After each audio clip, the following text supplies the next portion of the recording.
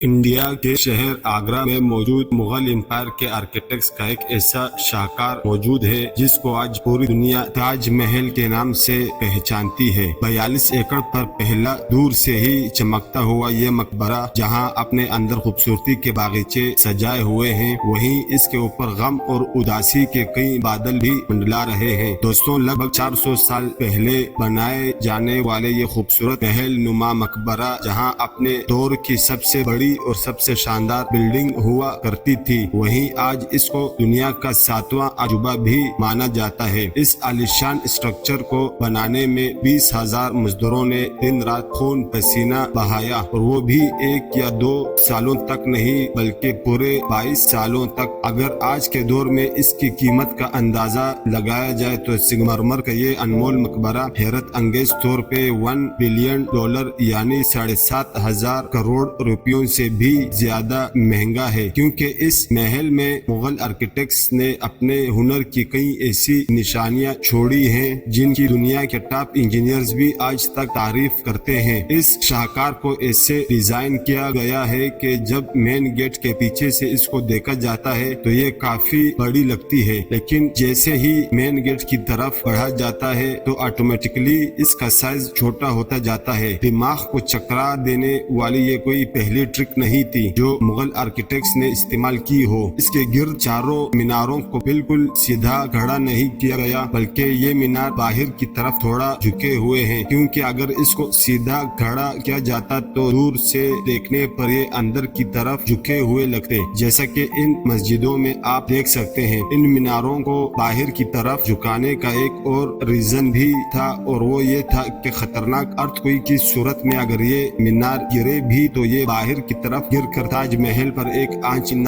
आने दे। लेकिन आखिर माजरा क्या था कि इसको बनाने वाले किसी सूरत में इस पर एक खराश भी बर्दाश्त नहीं कर सकते थे। ताजमहल के वो कौन कौन से रास्ते जिनको 400 साल पहले छुपाने की कोशिश की गई थी, और जब इस दौर में कंक्रीट या स्टील ही नहीं हुआ करता था तो आखिर इस आलिशान मकबरे और इस पर मौजूद 40 मीटर ऊंचे डोम को कैसे बनाया गया, ये सब और इससे भी ज्यादा आप जान सकेंगे आज की इस स्पेशल वीडियो में। दोस्तों, ये मामला स्टार्ट हुआ था सन 1608 में, जब इंडिया और पाकिस्तान के इस खिते में मुगल एम्पायर का होल्ड हुआ करता था। इस दिन मुगल शहंशाह का सबसे छोटा बेटा शहाबुद्दीन मोहम्मद खुर्रम 15 साल का हो चुका था, और इसी की सेलिब्रेशन के लिए आगरा फोर्ट में एक आलिशान पार्टी रखी गई थी। खुर्रम मुगल शहंशाह को सबसे ज्यादा अजीज था, इसी वजह से इसके हर जन्मदिन पर इसको हीरे जवाहरात और सोने से तोला जाता था, यानी जितना वजन शहजादे खुर्रम का होता था इतना ही खजाना इसके नाम कर दिया जाता था। लेकिन इस जन्मदिन पर कुछ और भी खास होने वाला था। मुगल शहंशाह ने शहजादा खुर्रम की शादी अपने एक वकील की बेटी के साथ कर दी, जिसको मुमताज महल के नाम से जाना जाता है। मुमताज और खुर्रम को पहले दिन ही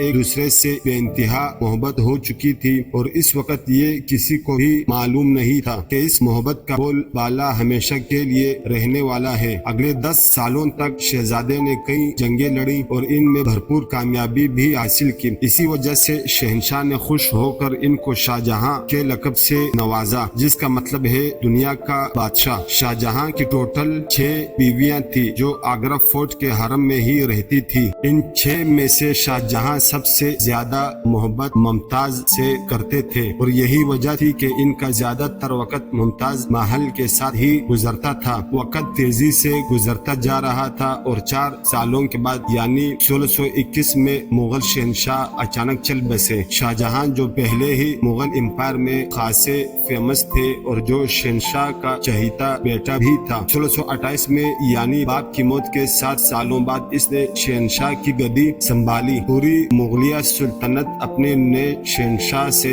बेहद खुश नजर आती थी। वो पीरियड था जब मुगल एम्पायर अपने पूरे उरूज पर थी, यानी पूरे इंडिया पाकिस्तान के साथ साथ अफगानिस्तान के भी कई हिस्सों में मुगलिया सुल्तानत का राज हुआ करता था। सारे फैसले शाहजहां खुद करता था। जब मुमताज महल पीछे रख कर शाहजहां को मशवरे दिया करती थी, लेकिन किसी को भी इस बात का इल्म नहीं था कि ये खुशियां अनकरीब मातम में बदलने वाली है। गद्दी संभाले अभी 1 ही साल गुजरा था कि एक बार फिर से मुगल एम्पायर को दुश्मनों का सामना करना पड़ा। अगले 2 साल जंगें चलती रही और शाहजहां को इस जंग میں بھی بھرپور کامیابی نصیب ہوئی، لیکن شاہجہاں ابھی اس کامیابی کا جشن مناتے کہ اس کو ایک افسوسناک خبر سے آگاہ کیا گیا۔ ممتاز محل جو کہ شاہجہاں کے 14ویں بچے کو جنم دے رہی تھی، اس کی حالت بگڑ گئی اور 17 جون سن 1631 کو وہ نہ چاہتے ہوئے بھی اس دنیا سے چل بسی۔ پوری مغلیہ سلطنت کا جشن دیکھتے ہی دیکھتے ماتم میں بدل گیا۔ یہ خبر جو شاہجہاں پر آگ بن کر گری تھی، اس نے تو جیسے ان کی دنیا ہی ختم کر ڈالی۔ شاہجہاں کی سب سے پہلی محبت اور ان کی سب سے عزیز بیوی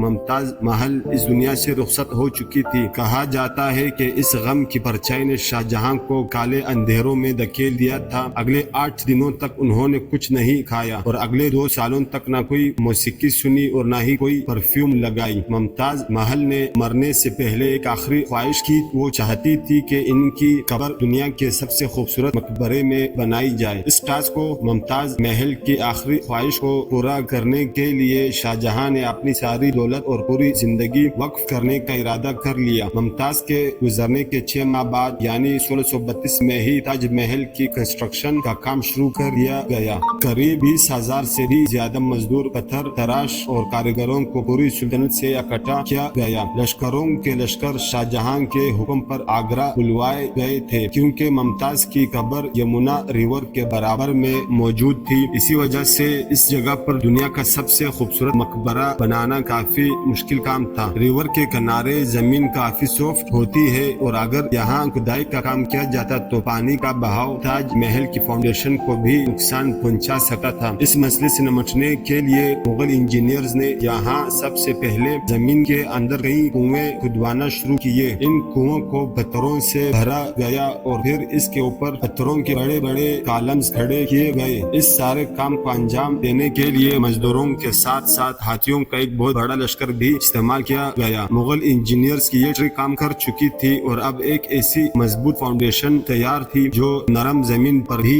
فولاد بن کر کھڑی تھی۔ فاؤنڈیشن کے بعد اب آ رہی تھی ایک ایسے مقبرے کا ڈیزائن جو آج سے پہلے کسی نے بھی نہ دیکھا ہو، ایک ایسا ڈیزائن جو پچھلے سارے ریکارڈ توڑ ڈالے۔ تاج محل کے ڈیزائن کا آئیڈیا شاہجہاں نے اپنے باپ کے مقبرے سے میناروں کا آئیڈیا لیا گیا، دادا کے مقبرے سے بلڈنگ کور کا آئیڈیا لیا اور اپنے انکل کے مقبرے سے ڈوم کا آئیڈیا لیا تھا، اور جب ان سب کو کمبائن کیا گیا تو ایک شاندار اور عالیشان ڈیزائن ابھر کر سامنے آیا۔ مقبرے کے اسٹرکچر کو بنانے کے لیے لاکھوں نہیں کروڑوں اینٹیں موقع پر ہی بنائی گئی۔ یہ سب اتنا آسان نہیں تھا اور اس میں تعداد پیسے بھی بہائے جا رہے تھے۔ ہر گزرتے دن شاہی خزانہ تیزی سے خالی ہوتا جا رہا تھا، لیکن شاہجہاں کو کسی چیز کی پرواہ نہیں تھی، بس ان کو یہ کام ہر قیمت پر کمپلیٹ کرنا تھا۔ کہا جاتا ہے کہ تاج محل کی کنسٹرکشن میں اتنے زیادہ لوگ لگائے گئے تھے کہ ان کی وجہ سے آس پاس کے علاقوں میں کھانا پینا ختم ہو گیا تھا۔ 20,000 مزدوروں اور کاریگروں کی ڈیمانڈ پوری کرنے کے لیے شاہجہاں نے آس پاس کے تمام علاقوں سے اناج آگرہ منگوا لیا تھا۔ کئی سالوں کی محنت کے بعد مقبرے کا اسٹرکچر کمپلیٹ ہو چکا تھا اور اب باری تھی اس کو سنگمرمر سے سجانے کی۔ یہ سنگمرمر آگرہ سے 400 کلومیٹر دور راجستھان سے منگوانا جانا تھا، کیونکہ یہاں کا مکرانہ ماربل آج تک دنیا کا خوبصورت ماربل مانا جاتا ہے۔ شاہجہاں نے تاج محل کے لیے پورا مکرانہ ماربل ریزرو کر لیا تھا، یعنی جب تک تاج محل کی ڈیمانڈ پوری نہیں ہو پائے گی کسی کو بھی یہ ماربل خریدنے کی اجازت نہیں تھی۔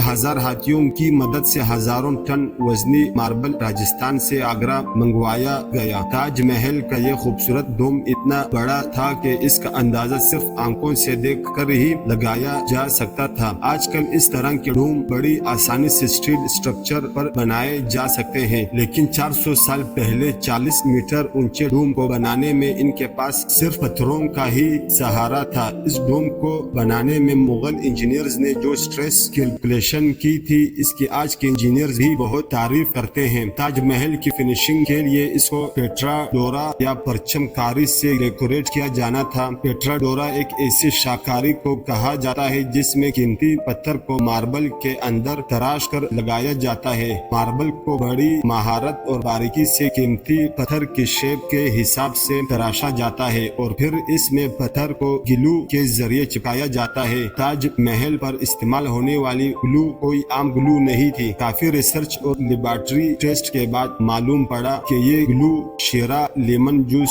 اور سنگمرمر کے پاؤڈر کو ملا کر بنائی جاتی تھی، وہی سیم گلو آج بھی تاج محل کی رینوویشن کے لیے استعمال کی جاتی ہے۔ تاج محل کی خاص باتوں میں ایک بات یہ بھی ہے کہ یہ دن میں 4 مرتبہ اپنے رنگ بدلتا ہے۔ سورج نکلنے سے پہلے یہ بالکل بلیک شیڈ دیتا ہے، سورج نکلنے کے بعد یہ لائٹ یلو اور پنک شیڈ دیتا ہے، جبکہ دوپہر کے وقت تاج محل کی خوبصورتی کا نیا رخ دیکھنے کو ملتا ہے، نیلے آسمان پر جیسے موتی چمک رہا ہو، اور سن سیٹ کے وقت یہ پورا مقبرہ گولڈن کلر کا دکھائی دیتا ہے۔ پورے 22 سالوں کے بعد سن 1654 میں تاج محل کی کنسٹرکشن کا کام مکمل کر لیا جاتا ہے۔ شاہجہاں اپنی بیگم کی یاد میں دنیا کا سب سے خوبصورت مقبرہ بنانے میں کامیاب ہو چکا تھا۔ شاہجہاں نے اس عالیشان عمارت کا نام اپنی پسندیدہ بیوی کی یاد میں ہی رکھا، اس کا نام تاج محل رکھ دیا گیا۔ ہر سال شاہجہاں ممتاز کی برسی پر یمنا ریور کے ذریعے تاج محل پر جایا کرتے تھے۔ یہ تاج محل کی ایسی انٹرنس تھی جس کو صرف شاہی خاندان کے لیے ہی بنایا گیا تھا۔ اس انٹرنس کی دیواروں پر دلکش نقاشی کا کام کیا گیا تھا، جو شاید صرف شاہی آنکھوں کے دیکھنے کے لیے ہی کیا گیا تھا۔ شاہجہاں کا یہ مہنگا ترین پروجیکٹ کمپلیٹ تو ہو چکا تھا، لیکن اس نے مغلیہ سلطنت کو تباہی کے کنارے پر لا کھڑا کیا۔ 4 سالوں کے بعد یعنی سن 1658 میں شاہجہاں اور ممتاز کے اپنے ہی بیٹے نے شاہی تخت الٹ دیا اور خود مغل امپائر کا شہنشاہ بن گیا۔ شاہجہاں جو پچھلے 30 سالوں سے اس تخت پر راج کر رہے تھے، اس کو قیدی بنا کر آگرہ فورٹ میں ہی بند کر دیا گیا۔ صرف ایک فیسلٹی ایسی تھی جو شاہجہاں کو دی گئی، اور وہ یہ تھی کہ جس کمرے میں اس کو بند کیا گیا تھا، اس کی کھڑکی سے وہ تاج محل کو دیکھ سکتے تھے۔ 8 سال قید میں رہنے کے بعد 74 ایئرز کی ایج میں شاہجہاں اس دنیا کو الوداع کر گئے۔ شاہجہاں کا ممتاز سے دوبارہ ملنے کا وقت آ چکا تھا اور ان کو تاج محل میں ہی دفن کر دیا گیا۔